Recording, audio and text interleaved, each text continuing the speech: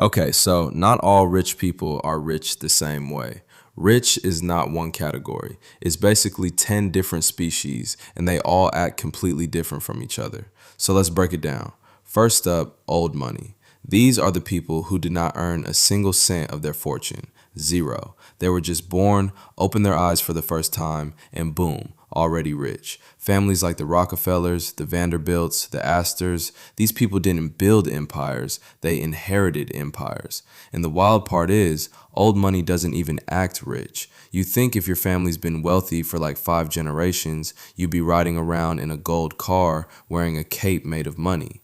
Nope, old money is quiet, understated. They're not buying flashy stuff, they're buying land, fine art, private schools, businesses that have existed since before your grandparents were born.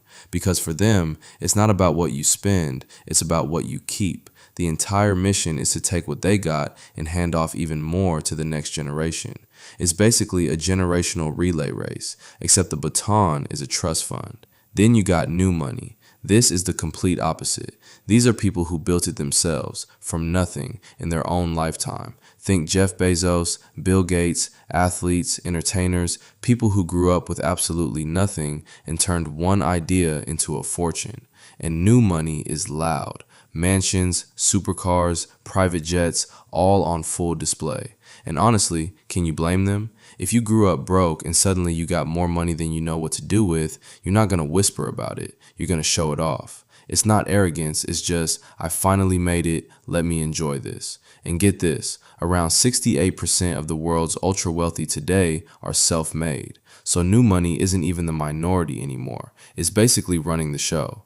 Now inside new money, there's a specific breed, the tech rich. These are the founders and coders who built companies in the last 30 years that completely rewired how the world works. What makes them different is the speed. Old fortunes took decades, sometimes centuries. These guys started a company in a literal garage and were worth billions within a few years. Google, Facebook, Amazon, these companies created some of the biggest fortunes humanity has ever seen, faster than any oil baron or railroad tycoon from the past. And the funniest part, the tech rich barely look rich. They're out here in a hoodie and jeans, driving a regular car, looking like they make minimum wage. Meanwhile, they own like 4 companies and a small country's GDP in stock. Next, the real estate rich. This is one of the oldest, most reliable ways to get rich in human history. Buy property, develop it, sell it, repeat. But the real difference here is patience. These people are not thinking in years, they're thinking in decades. Because land is one of the only things on earth you literally cannot manufacture more of. Some of these people started with one small property, rented it out, used that money to buy a second one, and just kept stacking. Slowly, that turns into an empire. Real estate is consistently one of the top 3 industries for the ultra wealthy, right up there with banking. So while everyone's chasing the next big trend, these people just quietly bought buildings for 40 years and ended up loaded. Then there's celebrity rich, actors, musicians, entertainers, and their money comes completely different from everyone else's. It's not slow and steady, it's sudden. One viral moment, one blockbuster, one hit album, and boom, millions overnight.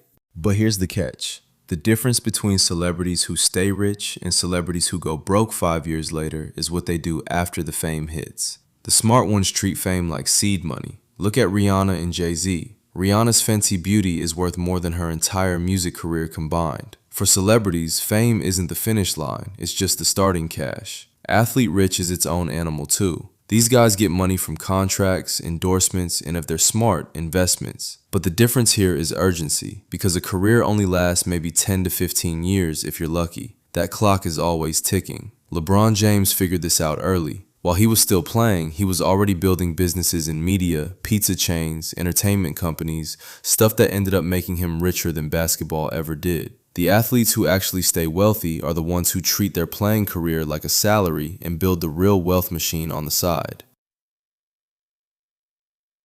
Now this one's sneaky, the investor rich. These people didn't build a product or invent anything. They just got really good at putting money into the market and leaving it there. Stocks, bonds, hedge funds, private equity. Warren Buffett is the textbook example. never invented anything in his life, just identified good businesses and held on to them for literal decades. And the wild thing about investor money is you can't see it. For years, it's invisible. They're just living a normal life while their money is quietly multiplying in the background. Then one day the numbers come out and everyone's like, wait, you're worth how much? Then crypto created a brand new species overnight. People who bought Bitcoin or Ethereum for basically pocket change and held on while it multiplied by literally thousands of times. Some of these people had zero financial background. They just saw something new, took a risk most people were too scared to take, and it paid off massively. And what makes crypto wild is the speed. Stuff that took real estate or stocks decades to build happened in crypto in a matter of months. And sometimes it got wiped out just as fast. It's basically the rich version of gambling, except some people actually won big. Now the inheritor is different from old money. This isn't someone born into a dynasty. This is someone who just got a massive inheritance dropped on them from a parent, a grandparent, and overnight their whole life changed. Some of them treat it with discipline, grow it, protect it, just like old money families do. But a lot of them spend it fast because nobody taught them how to actually manage sudden wealth. And studies show a huge chunk of people who inherit large sums lose most of it within a few years.